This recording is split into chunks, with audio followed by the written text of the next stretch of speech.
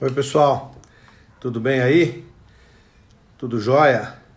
Vou então chamar aqui o Dr. Sérgio.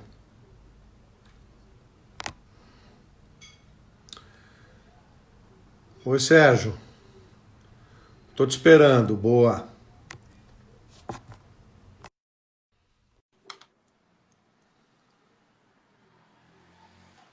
Pessoal, boa noite aí para vocês. Sérgio, boa noite, tudo bem? Boa noite, tudo Tudo bem? Estão jóia? me ouvindo bem? Tá, tudo bem, tá? Você também tá ouvindo bem? Tudo certo? Tranquilo. Perfeito. Pessoal, então assim, primeiramente eu queria dar boa noite a todos, agradecer ao Dr. Sérgio por estar aqui com a gente hoje para esse bate-papo, né? O Dr. Sérgio é um médico vascular, ele é docente do Hospital São Camilo, e ele da faculdade, na universidade, né, Sérgio? São Camilo. E É, do ele Centro é Universitário. isso, e ele fez o doutorado e o pós-doutorado na USP, né? E é um cara bastante atuante, eu conheço muito bem ele, porque eu atendo alguns pacientes que ele me indica, né? E o papo de hoje, e esse papo é um papo como eu falei para o doutor Sérgio antes a gente começar a fazer a live, eu conversei com ele dizendo assim, olha, Sérgio, o nosso público, porque claro que ele me perguntou, ele está acostumado a fazer live técnica com o pessoal vascular, né? Estudantes, pessoal pós-graduado. E aqui é um pouco diferente. Aqui eu tenho o quê? Eu tenho uma equipe multidisciplinar, que é formada pelos médicos fisiatras, ortopedistas, vasculares, neurologistas, que com certeza vão estar aí presentes, vão estar participando da live. E nós temos também as outras pessoas, onde, claro, eu incluo a minha classe, que são os ortesistas, protesistas, fisioterapeutas, terapeuta ocupacional, psicólogas, educadores físicos, né? Podólogos, alguns trabalham com pé diabético, né? E, enfim, esse público todo, e claro, não posso esquecer, eu até comentei com você também, o paciente, né? O amputado, que tem o interesse em ouvir a nossa conversa. E para que a gente possa começar, eu primeiramente gostaria de perguntar ao Sérgio, Sérgio, me explica uma coisa, me dá uma explicação da medicina vascular, né? O que ela faz exatamente? O que ela faz exatamente? Bom, primeiramente, boa noite a todos, né? Agradecer a oportunidade para falar e conversar com vocês aí. Essa live tende a ser bem produtiva, né? Bom, falando um pouquinho o que é cirurgia vascular. Cirurgia vascular, então, como regra geral, trata os problemas das artérias, que é quem leva o sangue, e das veias que trazem o sangue. E isso, queira ou não, vai acabar impactando nas amputações, a gente já vai chegar nisso. Então, o vascular ele trata desde a parte estética, que são as varizes, até a parte mais grave, que são as doenças arteriais, que é a obstrução arterial, que é a aneurisma, que é doença da carótida e por aí vai. Então, tem uma gama de tratamentos que o cirurgião vascular faz. Sérgio, me diz uma coisa, dentro da medicina vascular, que é uma especialidade, existe uma subespecialidade, né? Não é isso? Você pode Perfeito. fazer endo. Queria que você explicasse isso também, por favor. Qual foi a tendência? Se você olhar, as especialidades têm evoluído, né? Isso não, você não consegue mais nem separar, essa evolução é uma tendência. Por exemplo, a cirurgia geral, ela evoluiu para a cirurgia laparoscópica e agora robótica. Ou seja, antigamente as pessoas, muitas barrigas eram abertas com laparotomia e hoje em dia faz por vídeo e por robô. Então, a cirurgia vascular ela evoluiu de grandes incisões para pequenas punções, ou seja, as cirurgias que eram feitas antes com grandes cortes hoje são feitas por catéter. Você punciona o vaso, navega por dentro e desentope, ou entope, ou faz o que você quiser. Então, a cirurgia endovascular é um braço da cirurgia vascular, mas na verdade é uma tendência. Hoje em dia é raro você achar um cirurgião vascular que não faça técnica endovascular. Inclusive, eu digo para você que hoje em dia 90% das cirurgias que eu faço são por endovascular, ou seja, essas cirurgias de desentupimento de artéria, de aneurisma, é tudo por endovascular, não tem mais corte. Perfeito. O que eu gostaria de perguntar para você, e eu acho que é uma coisa, o pessoal ainda não começou a fazer alguma pergunta, se tiver alguma coisa interessante, claro que eu vou pegar a pergunta do pessoal que está assistindo, mas a minha primeira pergunta é assim, Sérgio, o pessoal te procura no teu consultório, qual é o motivo dele estar te procurando? O mais comum, tirando, claro, a parte estética das pequenas vasinhos e tudo e tal. Eu falo uma coisa, mais uma patologia mais importante. O que mais acontece no teu consultório? Disse bem, depois de varizes, aí vem o pé diabético. Então, o pé diabético, eu diria pé diabético e paciente renal crônico, porque a gente também faz acesso para hemodiálise. Paciente que precisa dialisar, precisa fazer fístula, precisa passar catéter, então eu faço isso também. Mas, além disso, também o pé diabético. Então, o paciente que tem um pé diabético, ele precisa de um vascular, ele precisa de um ortesista, ele precisa de um ortopedista, ele precisa de um endocrinologista, de um oftalmologista, de um nefrologista. O tratamento desse paciente é multidisciplinar. E o pé diabético, como regra geral, acaba vindo para a gente por quê? Porque o paciente com diabetes tende a evoluir com o pé diabético, que é a alteração dos nervos e dos vasos. Então, esse paciente, por vários motivos, abre ferida e muitas vezes evolui para amputação. E o problema vascular está muito envolvido nisso. Por isso que é muito comum a gente atender paciente com pé diabético. Mas ele aparece no teu consultório porque ele foi encaminhado por um outro médico, por um ortopedista, um clínico geral, ou simplesmente porque teve uma ferida, e, enfim, qual seria o motivo principal aí? O certo era ele ser encaminhado pelo endocrinologista, ou pelo clínico geral, ou pelo geriatra, antes da ferida. E essa é a teoria. Mas a prática é vir o paciente já com a ferida instalada. Então, existe essa associação dele mesmo de aparecer uma ferida no pé e vir no vascular. Isso é uma coisa bem do próprio paciente, independe de outros médicos. Entendi. Antes de eu pedir para você explicar exatamente o que é a neuropatia, que a maioria dos senhores sabem, que é a falta de sensibilidade parcial ou total das extremidades, aí a gente está falando do pé, né? Eu vou te fazer uma pergunta que eu não acredito que hajam pacientes que vão te procurar. Mas existe um paciente que te procura com o pé já anestesiado, já tendo uma noção de que pode ser alguma coisa vascular? Existe isso ou não? Existe. Tem muito paciente com a neuropatia, não com a anestesia, mas com a queimação. É muito comum ver paciente diabético que tem dificuldade de dormir à noite porque queima o pé. E aí eu já abro para ele o leque, dizendo, olha, não é só essa queimação no pé, você tem neuropatia, você tem microangiopatia, você tem macroangiopatia, você tem um pé diabético. Né? Então essa queimação antes de dormir, que seria um estadio mais precoce dessa anestesia, é um motivo também frequente de paciente com diabetes vir nos procurar. Tá. Agora falando da neuropatia, né? Explica de uma maneira mais simples o que é exatamente a neuropatia, como é que ela surge, de onde ela vem. Veja, o excesso de açúcar no sangue, ele começa a se depositar em diversos lugares que ele não devia. E isso impacta nesses órgãos. Por exemplo, quando esse excesso de açúcar interage com a parede dos vasos sanguíneos, ele acelera a aterosclerose. Veja, todo mundo tem aterosclerose. Eu tenho, você tem, isso é inerente ao nosso envelhecimento. O problema do paciente diabético é que esse excesso de açúcar acelera esse processo.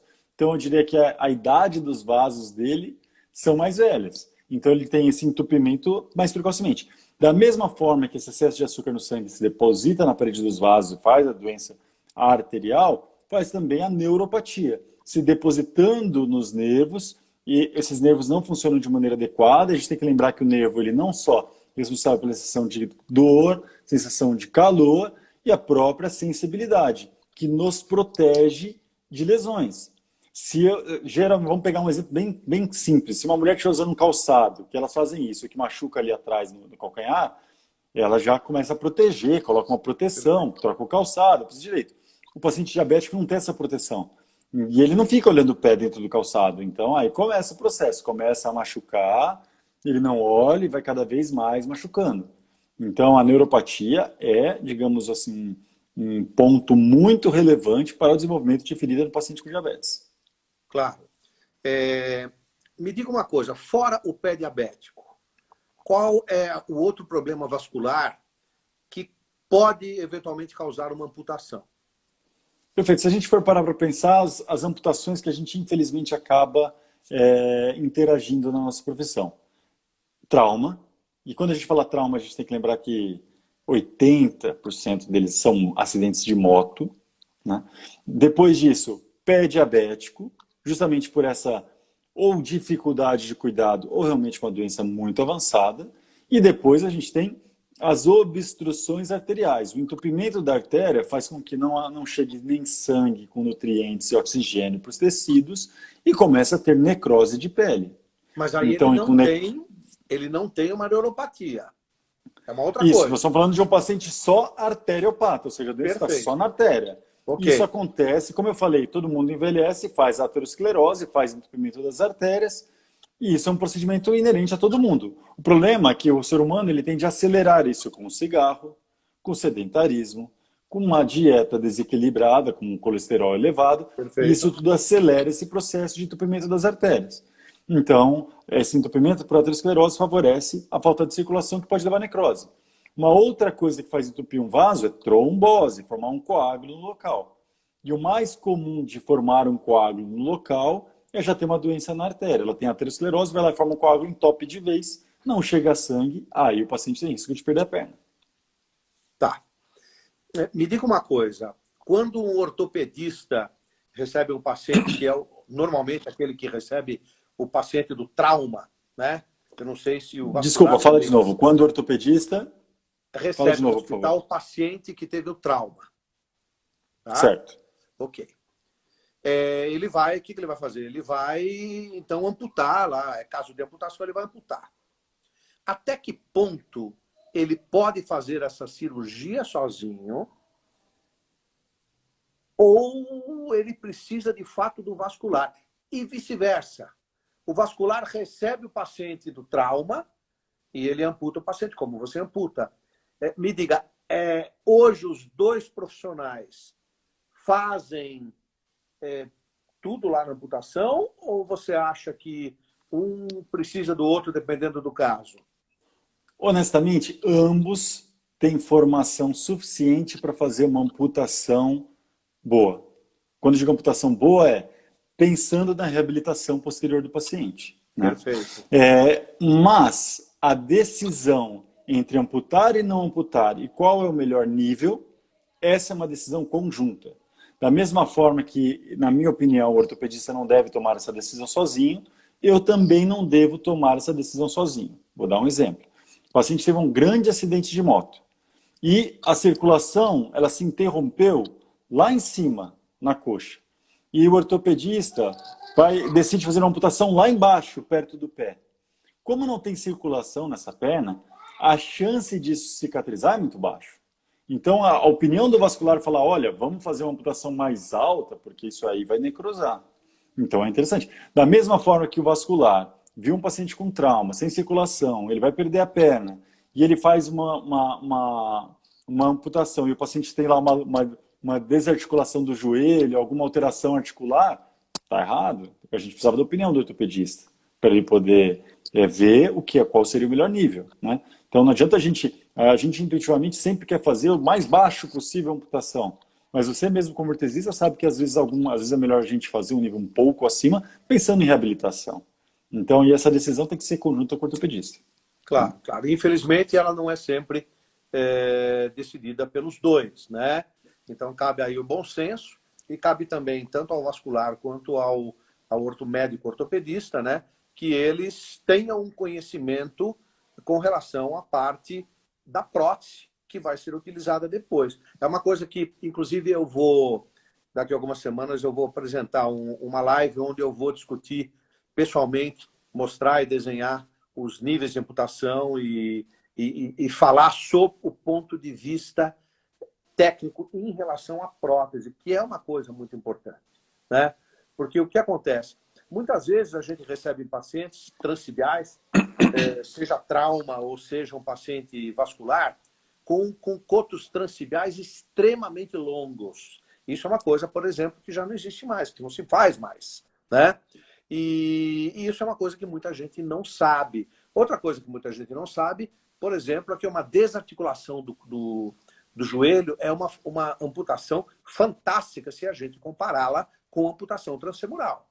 Porque a amputação, a desarticulação do joelho permite carga distal, né, no côndilo, e uma amputação transfemoral não permite. Quer dizer, são muitas coisas aí que são bastante importantes. Mas o que eu gostaria de saber de você é assim, eu quero citar um exemplo, né, de um caso de um paciente que teve uma amputação do primeiro dedo, né? E aquilo, aí você foi, amputou. Eu quero que você me monte uma história de fato fantasiosa de um caso vascular importante onde a amputação foi subindo. E eu quero que você explique o que você fez e o que torna isso difícil. Para que as pessoas entendam que muitas vezes, quando o paciente tem uma amputação parcial do pé, os cuidados são muito grandes e ele corre, sim, o risco das coisas continuarem. Eu queria que você contasse uma história sobre isso. Perfeito. Então, vamos voltar a falar dos problemas do pé diabético. A gente falou da neuropatia, a gente falou da arteriopatia e a gente precisa falar da infecção. Por quê? Porque o paciente diabético ele também tem um déficit de defesa imunitário muito importante. Então, bactérias que nem são tão patogênicas, que nem fazem tão mal para nós, para um paciente diabético fazem uma infecção severa num pé que não sente e que não tem circulação adequada. Então está aí uma tríade letal para a evolução de amputação. Por isso que o pé diabético tem que ser, digamos assim, vistoriado, tem que ficar em cima, tem que ter uma vigilância, né? O que acontece na prática? Então, se o paciente já tem uma neuropatia, abre uma pequena feridinha, ou uma coisa que nos assusta muito, foi lá tentar fazer a cutícula sozinho, e tirou um bife aqui na lateral e ali entrou uma bactéria. Isso é um problema. Mão encravada para mim não é nada, para um pé diabético é um problema enorme. Essa infecção tende a abscedar, ou seja, formar um abscesso de pus que tende a correr para a face plantar do pé. Então não é só abrir aqui e drenar. Se você não abrir, não drenar em direção ao pé, isso vai continuar. E muitas vezes, mesmo você abrindo e drenando, é possível que a infecção já esteja lá no osso, com osteomielite, e aí você vai acabar subindo, né? E se for ainda um paciente que não tem circulação adequada, você não sabe se aquela circulação é suficiente para cicatrizar, então você debridou, te drenou o abscesso, e você vê que está necrosando a borda da lesão. E isso tende a subir. Aí você tenta revascularizar com uma ponte. Como é que você julga isso?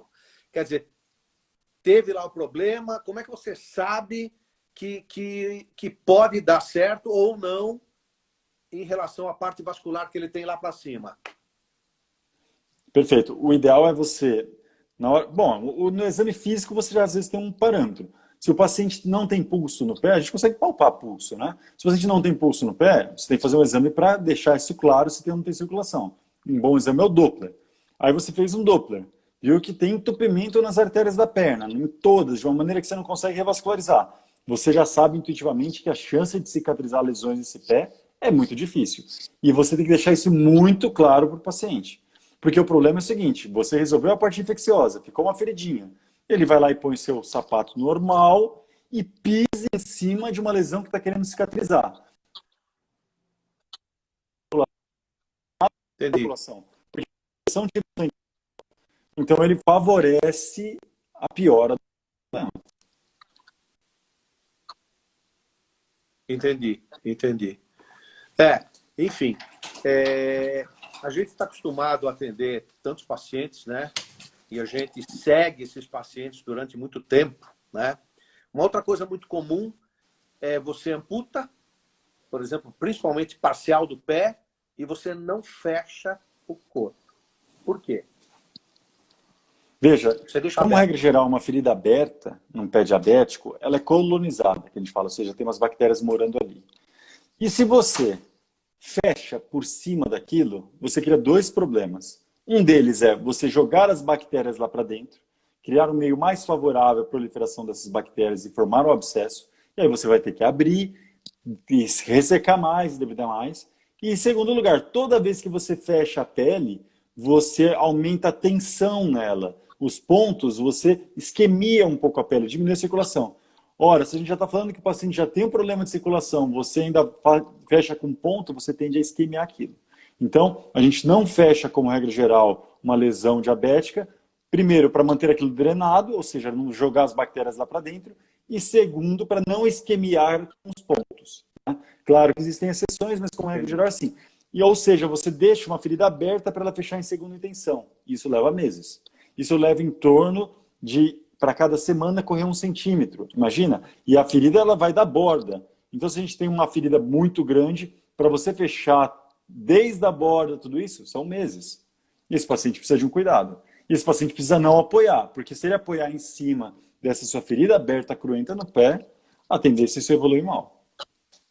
Então, Sérgio, eu assisti uma palestra, inclusive no seu congresso, né? O doutor Sérgio, ele tem um curso, um congresso de 2 dias, né?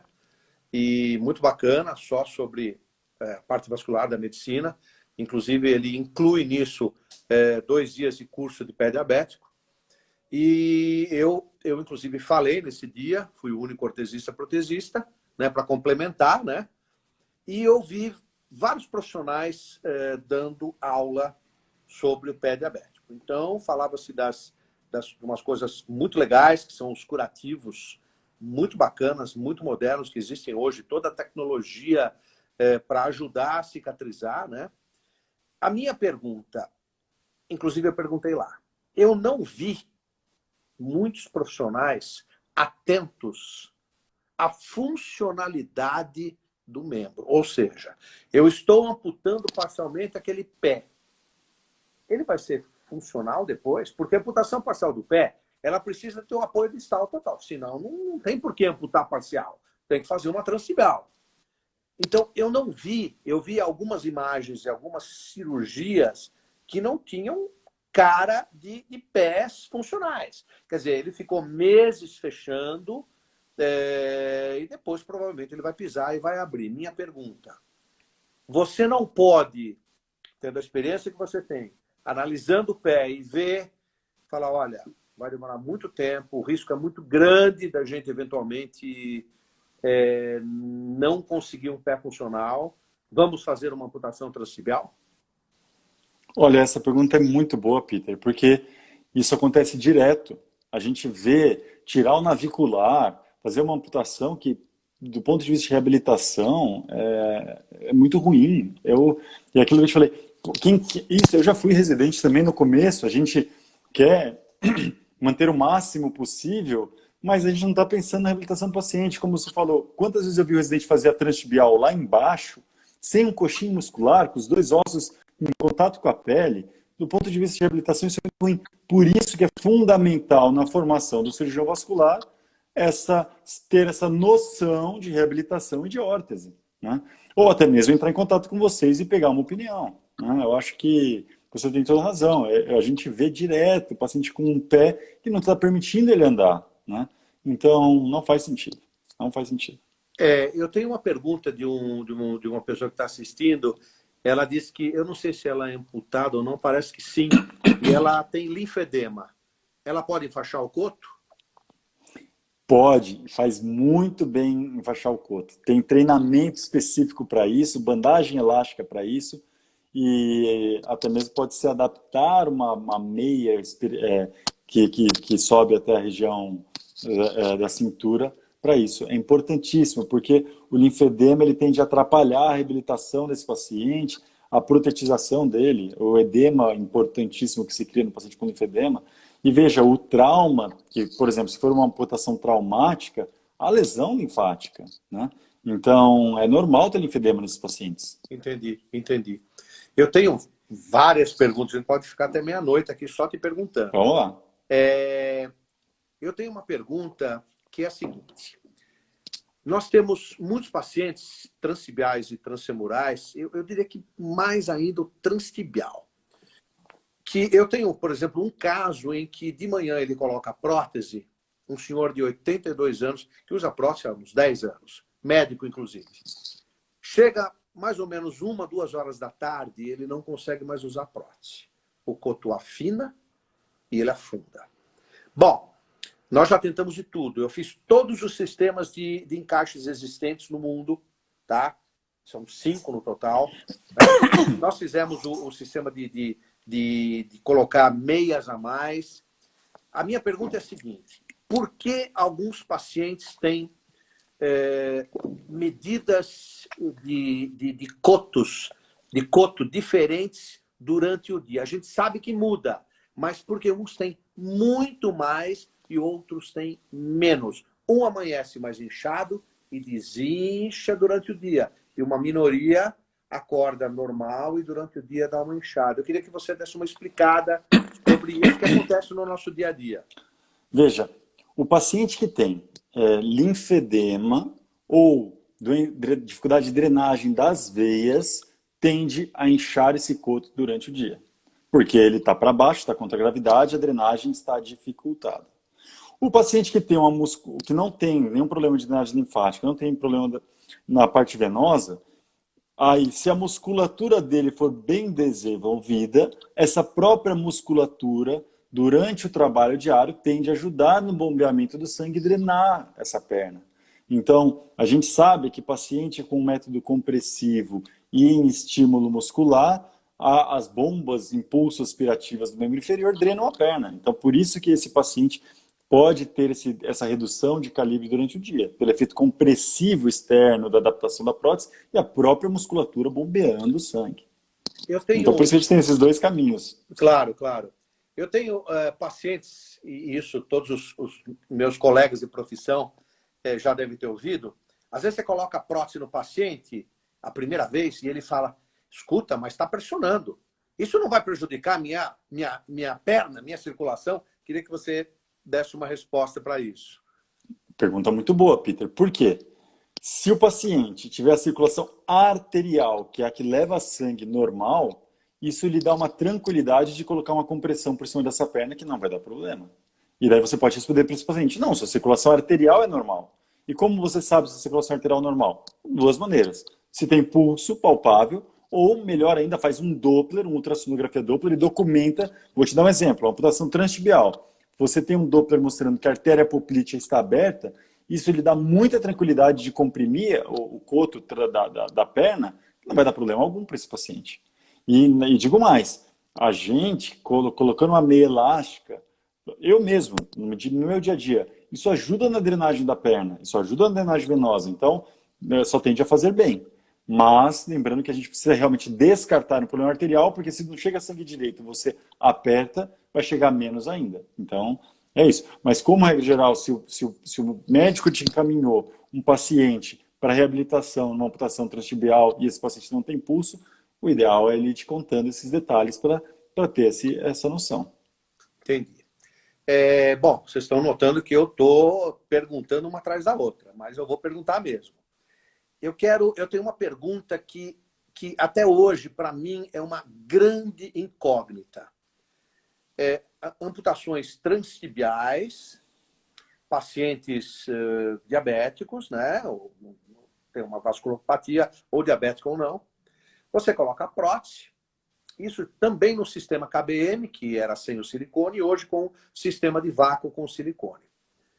E você tem, em cima da cicatriz, depois de alguns dias, bolhas. Tá? O que eu peço? Eu peço para que mostre ao médico, né? E deixe de utilizar a prótese, né? E não mexer naquelas bolhas. Aquilo normalmente, uma vez só basta. Não acontece mais. Alguns acontecem a segunda vez, mas eu nunca mais vi, nunca vi a terceira vez em ninguém. E isso a gente costuma alertar porque o paciente, quando vai, primeira vez com a prótese para casa e vai começar a fazer fisioterapia, a gente orienta o que pode acontecer. E uma das coisas que a gente orienta no transtibial são as bolhas na cicatriz. O que você poderia me falar sobre isso? Veja, todo mundo aqui já deve ter corrido descalço e ter feito bolha no pé. Essa bolha acontece por um atrito na superfície, fazendo um flictema. Descola a epiderme e forma bolha. Da mesma forma, por mais que seja um silicone, uma técnica perfeita, na hora que vai se tentar pela primeira vez, numa pele que é frágil de cicatriz, começar a andar, há um atrito, um deslocamento da epiderme sobre a derme, fazendo com que ela descole e faça bolha. E isso pode acontecer uma, duas, três vezes. Isso Muitas só na vezes, cicatriz. isso, Só na cicatriz. exato, porque a pele ali está muito mais sensível. Né? A pele ali da região da cicatriz, ela está mais sensível. E veja só, veja, uma pele adaptada, são fibroblastos, não é uma epiderme, não é uma hipoderme, derme, epiderme normal, é uma cicatriz. E o que acontece muitas vezes, da mesma forma que se você só andar descalço, você não vai mais fazer bolha porque você vai fazer um monte de calo, o seu pé vai ficar forte, é possível que o paciente, depois que ele fez o flictema essa primeira vez, uma pele mais resistente e não forme mais, né? Mas realmente eu acho que a maneira como é colocado o silicone e afins deve impactar de uma maneira importante para não ter esse deslocamento, esse atrito, né? Mas isso é só... Eu nunca vi transfemoral. Eu vejo isso só transtibial, né? Enfim, está bem explicado. Uma outra questão, Sérgio, primeiro, eu acho que teria que ser feito Doppler em todos os amputados, né? Depois da amputação. Desculpa, pergunta de novo, por favor, Peter, porque estão me ligando aqui. Desculpa, pergunta de novo, por favor. Eu queria saber o seguinte, por que é que não se faz Doppler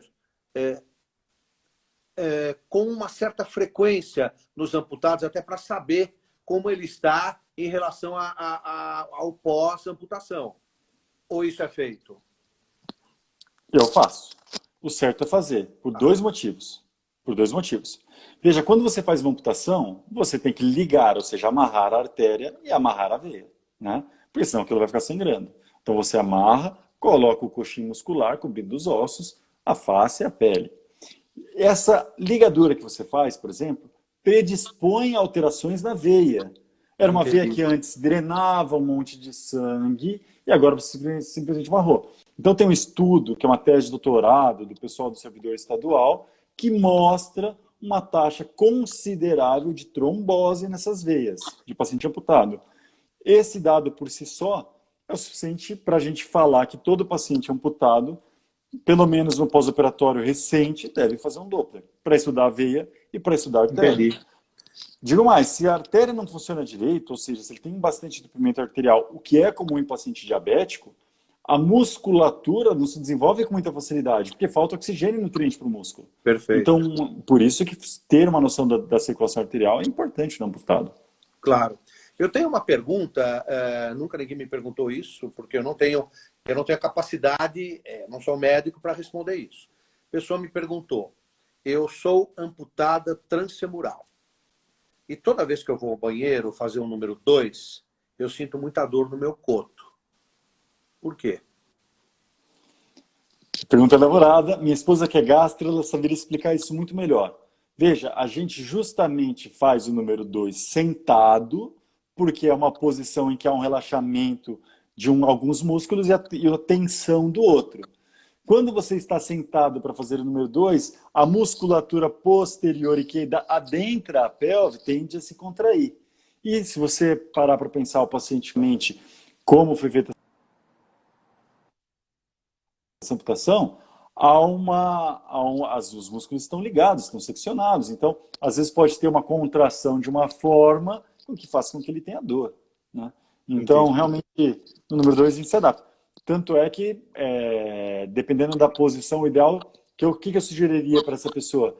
Tentar colocar um coxinzinho para deixar a perna mais elevada, para tentar mudar os músculos que se contraem nesse momento. Legal, legal. Belíssima dica. Mais uma outra perguntinha. Eu trabalho na área já, desde o primeiro dia que eu entrei, há 39 anos. E eu me deparava muito com amputações com neuromas. Neuromas, muitas vezes, que faziam com que a pessoa não pudesse usar mais a prótese. Eu não vejo mais isso há muitos anos em novas amputações. Por quê? Um dos motivos é o cuidado na hora da amputação com a ponta dos nervos, né? As pessoas antigamente pegavam o bisturi elétrico e faziam assim na hora de fazer a secção dos músculos e dos nervos. E essa queimadura elétrica no nervo predispõe a esse tipo de problema. Hoje em dia a gente sabe que o ideal é que o nervo, na hora da amputação, enfim, estou falando de coisa técnica, mas que ele fique bem lá para dentro, seccionado com lâmina fria, para não ter isso. Mesmo um pouco de membro fantasma, ou seja, a pessoa ainda sente o membro que não está lá e ainda veja um pouco de neuroma. Mas realmente isso melhorou muito com o passar do tempo, né? As pessoas hoje em dia têm muito mais cuidado na hora de fazer amputação com o nervo, né? Com certeza. A gente sabe que a cirurgia mudou muito, né? Então, hoje você faz uma miodese, uma coisa que, bom, já é feita há bastante tempo, mas antigamente você sabe que era guilhotinado o coto, quer dizer, a musculatura retraía toda, ficava com aquela ponta de osso, claro, isso faz muito tempo, isso mudou muito. E hoje, a gente tem nas amputações, eu tenho visto amputações sem falar sobre os níveis, mas falando das amputações, eu ainda tenho uma queixa muito grande. As extremidades ósseas, de alguns casos, são, eu não vou nem dizer que é pele aderente, tá? Pode ser um caso traumático em que não tenha outra solução, mas eu vou dizer que é negligência médica. É inadmissível, principalmente nos transtibiais, que você tenha uma ponta de tíbia que parece um osso de galinha cortado. Aquilo, e como é que você vai protetizar? E a gente protetiza. É muito complicado. Às vezes a pessoa não pode fazer uma nova cirurgia. Então eu queria dizer uma coisa, eu tenho certeza que você, porque você já me falou, que você fala para os seus alunos, né? Você é professor, né? Docente, que você ensina que tem que ter um trato bacana lá, que você não pode deixar a coisa de qualquer jeito. Mas me diga uma coisa, por que ainda existe isso? Será que as pessoas não se conscientizaram que precisa ser feito um bom trabalho porque existe uma vida com a prótese depois? Veja, vou falar um pouquinho da técnica, mas é obrigatório não só você, digamos, deixar preparada a superfície da tíbia sem nenhuma ponta e para cima dar uma margem de segurança em relação à pele e à face e músculo, como a fíbula também não tem que ficar com uma ponta maior que a tíbia.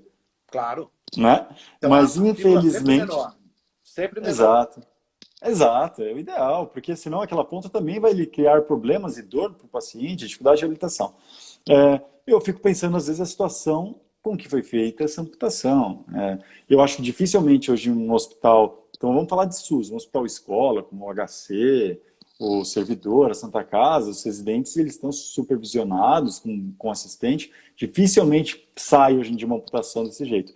Mas eu imagino num hospital de uma pequena cidade, um trauma, um médico sozinho, com uma serra não ideal, com material aqui, isso talvez favoreça com que aconteça isso ainda. Né? Lembrando que as grandes estradas têm os grandes acidentes. Né? Eu mesmo já fiz plantões em hospitais perto da Dutra e ia fazer muita amputação. Então, eu imagino que mais na periferia, em menores cidades, com menor recurso, isso talvez favoreça amputações não ideais. E, honestamente, tá aquela ponta, você viu que está cicatrizando, melhor você já indicar para o paciente uma nova cirurgia, regularizar o coto. Às vezes você tem margem para fazer isso, melhorar o osso, melhorar o coxinho muscular, porque a médio e longo prazo é o melhor para o paciente. É o que eu faço com pacientes. Agora, existe aí o problema da saúde do paciente que está com problema.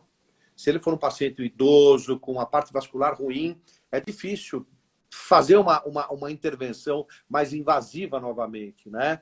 Então, um paciente jovem, eu sou um categórico. Olha, se eu fosse você, eu não falo isso para quem tem 20 ou 30, eu falo para quem tem 40, 50 e até 60.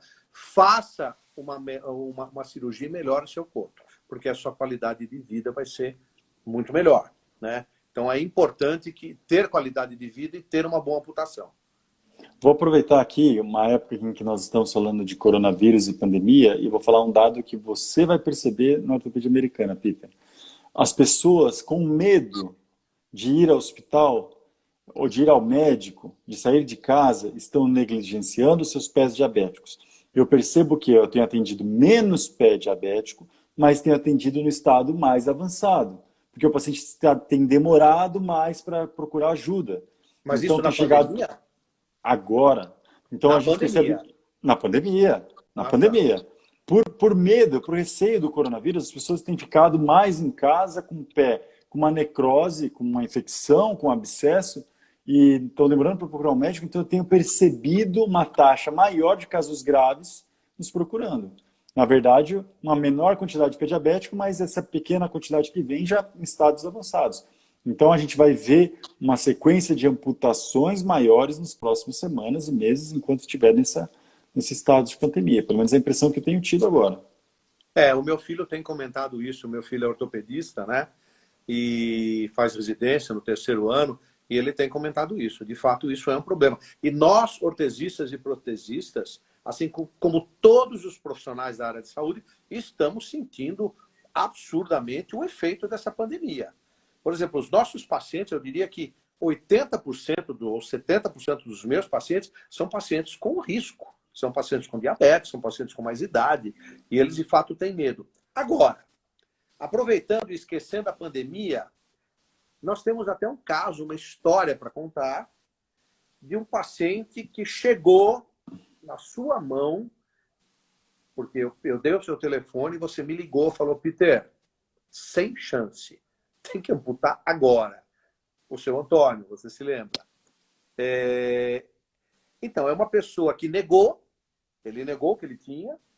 O médico, a primeira vez que ele tinha passado, acho que meio ano antes, alguma coisa assim, negou, ele não quis, ele falou, não vou amputar, foi embora.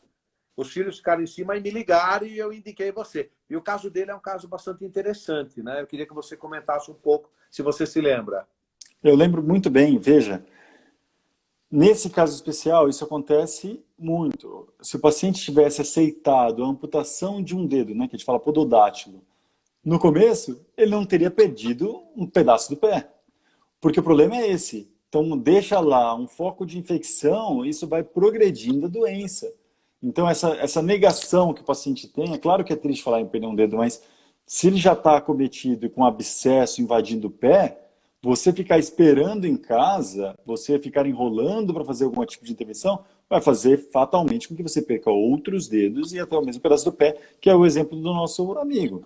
Ele ficou segurando. Quando eu já ouvi, já estava com 3 dedos acometidos, né, com abscesso na base dos dedos. Então não tinha muito o que fazer. Né? Entendi. Tenho mais 2 perguntinhas. Um é um paciente transtibial que diz que sente no coto como se fosse uma facada. Ele sente essa dor como se fosse uma facada. O que pode ser isso? Eu consigo pensar em algumas coisas. A primeira é o que a gente estava falando antes, será que ele não tem realmente um osso, uma espícula óssea grande, e na hora que ele vai apoiar, isso pode estar machucando. Essa é uma possibilidade. E outra possibilidade, realmente, é a lesão do nervo inerente ao trauma que ele teve, a amputação, enfim. Então, isso do osso ele consegue descartar fazendo já uma radiografia e tentar ver se não tem uma espícula óssea. Imagina, pode ter uma ponta, por isso que ele dá sensação de facada. E ele consegue descartar isso. Esse viu que não tem nada do ponto de vista ósseo errado, aí tem que fazer uma eletroneuromiografia, ver com o neurologista se não tem alguma... Entendi. A gente também melhorou essa parte de ter menos neuroma, Peter, porque as medicações neurolépticas, benzodiazepínicos e afins para o tratamento de neuropatias melhorou muito. Então, por isso também isso melhorou muito a qualidade de vida dos pacientes com neuroma, né? Isso é bastante importante, né? E eu tenho uma outra pergunta de uma pessoa que falou, eu sou amputado transfemoral e eu tenho uma parte na ponta do colo, na ponta do coto, uma parte grande, muito mole, que a gente vê bastante isso, né? Eu queria que você me explicasse aí, falando da cirurgia mesmo, né? Por que às vezes sobra tanto lá embaixo? Será que eu não vejo necessidade de ter isso? Por que Eu acontece penso isso? duas possibilidades, eu estou pensando aqui. A primeira, a pessoa tem sobrepeso, tem um panícula de pouso muito avantajado e que na hora de fechar a pele o panícula foi junto. Perfeito. Então, Entendi. isso é uma dificuldade. E se tem essa flacidez de pele nesse local, um bom fisioterapeuta consegue melhorar a tensão dessa pele no local. Então, a minha orientação é procurar um fisioterapeuta. A segunda opção que eu consigo pensar é: sobrou músculo, muito músculo. O osso está muito para dentro, tem muito músculo sobrando. Aí é um pouco mais difícil de resolver. Mas mesmo assim, tem que fazer fisioterapia motora. Tentar fortalecer essa musculatura para melhorar a qualidade. É o que a gente consegue fazer, melhor do que fazer uma nova cirurgia, né? Mas, tanto para um quanto para outro, um fisioterapeuta experiente em reabilitação, ele saberia melhorar a tensão da pele, melhorar o turgor muscular, para tentar ver se Entendi. ameniza um pouco essa sensação. E, obviamente, você também, com o seu silicone, com a sua bandagem compressiva, para tentar melhorar isso, né? Tá. Bom, as perguntas não param, né? Do pessoal que está assistindo e minhas também, né? Tem uma questão que é assim: o amputado teve um trauma, né? Jovem, ele amputou e ficou tudo bem. Então, eu tenho pacientes que eu conheço com trauma, que são meus pacientes há mais de 30, 40 anos já, né? E eu tenho aquele pacientinho vascular que fez a prótese, usou ela 4, 5, 6 anos, faleceu. Ou usou 3, 4 anos, amputou o outro lado. Eu queria que você falasse sobre isso. Tá. Bom, primeiro alguém fez um comentário aqui que realmente é muito bom e a fisioterapia entra junto nisso. Eletroestimulação é uma excelente Isso, estratégia, perfeito. É a pensando Karina, nessas. Karina, Isso, muito minha bom. Pensando amiga. nessa história até de turgor muscular, de melhorar a qualidade muscular. Então, realmente é uma coisa que eu poderia ter comentado junto ali na minha história da fisioterapia. Bom, falando de perda de um membro e perda de outro. Veja, sabemos que no nosso país, um paciente que tem aterosclerose e pé diabético, 50% deles que perderam uma perna perdem a outra perna em um intervalo de 5 anos. Ou seja, metade deles. Por quê? Porque a doença é sistêmica. Não é porque ele teve um pé diabético nessa perna que ele só tem ali o problema. Ele tem a aterosclerose, ele tem as doenças do diabetes, as consequências no corpo inteiro. Então, isso quer dizer que a outra perna precisa de um cuidado enorme. O paciente que reabilitou e colocou uma prótese, ele precisa de mais força, precisa mais da outra perna. Então, ele tem que ter um cuidado redobrado com a outra perna, além dessa perna amputada, é claro. E digo mais, se for transfemoral, a força é maior ainda. Então, ele tem que cuidar não só do coto, como tem que cuidar do outro pé. Então, cuidado do diabetes. Veja, amputou por pé diabético. Obrigatoriamente você vai no oftalmo, no nefro, no endócrino, no fisioterapeuta, no ortesista.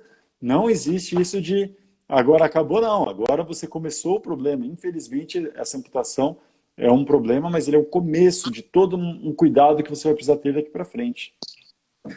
E é o problema que aquele paciente que teve um trauma, um jovem, não terá. Então, ele foi amputado e o negócio acabou, né? Então, isso é uma coisa importante. Uma outra questão é a seguinte: existe uma cirurgia transtibial que começou nos anos 70 para 80, um médico chamado Hertel. Inclusive, quem trouxe ela para o Brasil é o meu amigo, velho amigo, Dr. Marco Antônio Guedes, que é um ortopedista, que é a ponte óssea. Hoje, eu conheço apenas um médico, um ortopedista do Einstein, meu amigo Marcelo Prado, que eu entrevistei semana passada, não falei com ele sobre isso. Ele, quando amputa não só pacientes traumáticos, mas pacientes vasculares, o que alguns até contraindicam, ele não contraindica. Os resultados nas transtibiais são fantásticos, porque quando você une a fíbula na tíbia através de uma ponte de um enxerto ósseo, você faz com que o coxim distal consiga receber parte do peso, entendeu? E isso é do peso do paciente andando. Isso é uma coisa muito legal, que ajuda muito o paciente. Mas muito pouca gente conhece e muito pouca gente faz. Você tem uma experiência com isso? Você poderia comentar alguma coisa sobre isso? Veja, como atualmente a maioria das minhas amputações são por pé diabéticos, quando a gente fala em fazer uma ponte óssea, a gente está falando em usar material exógeno, parafuso, placa, né? A maioria das vezes fixa. Então, pensando na possibilidade de infecção de um material desse, eu honestamente, no pé diabético, tenho muito receio de um material metálico no interior da perna, né? Mas, na minha formação, nunca me foi, digamos assim, ensinado na prática a fazer ponte óssea. Então, eu não posso nem falar que eu tenho experiência para te dizer isso.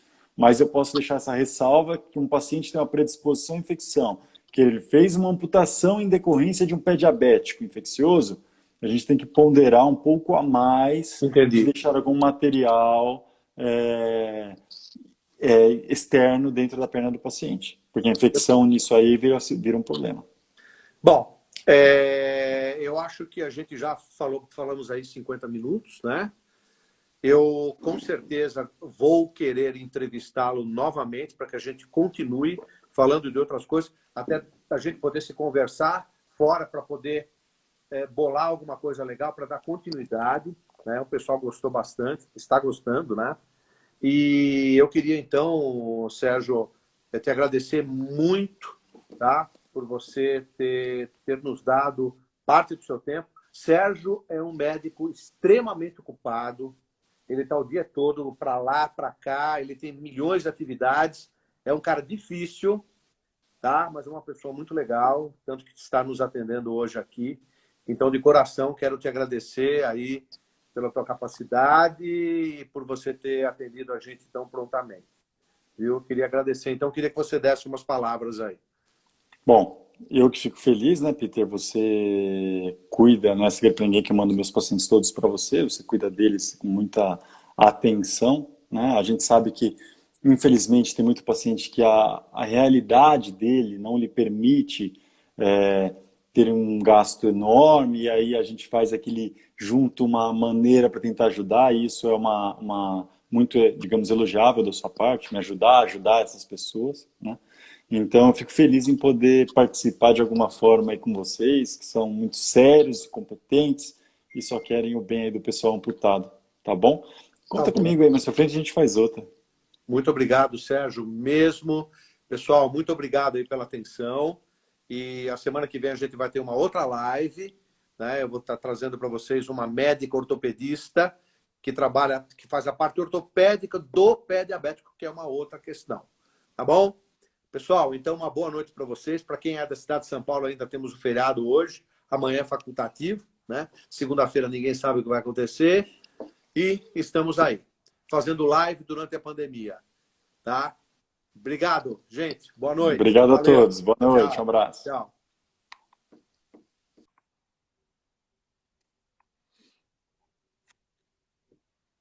Olá, pessoal. Valeu. Até mais. Obrigado.